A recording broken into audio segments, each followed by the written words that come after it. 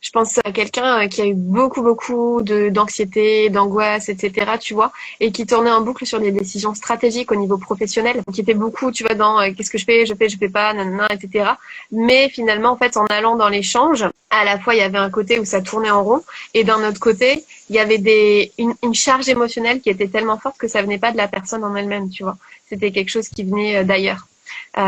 Et en fait, en creusant un peu, bah effectivement, le sujet de l'argent extrêmement tendu, douloureux d'un point de vue des parents, des points de vue des grands-parents, du point de vue des arrière-grands-parents, et du coup la personne se traînait comme une forme de poids transgénérationnel. Ou bah en fait dans l'entrepreneuriat concrètement, si jamais tu vas pas transformer ton rapport à l'argent, c'est quand même plus compliqué pour pouvoir générer de l'argent. En allant travailler sur ça et décristalliser petit à petit les mémoires qui avaient de voir le shift qui se fait au fur et à mesure de la personne, de d'un seul coup d'apaisement et de changement de regard, de changement de dynamique même corporelle quand elle parle de ces sujets qui auparavant étaient vachement anxiogènes, dans quelque chose tu vois de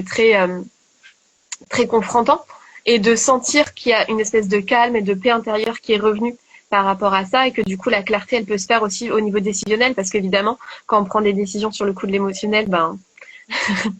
ça marche pas. D'un point de vue plus clarté mentale, bah ça permet justement d'avoir des décisions qui permettent d'aller dans la bonne direction pour cette personne-là, tu vois.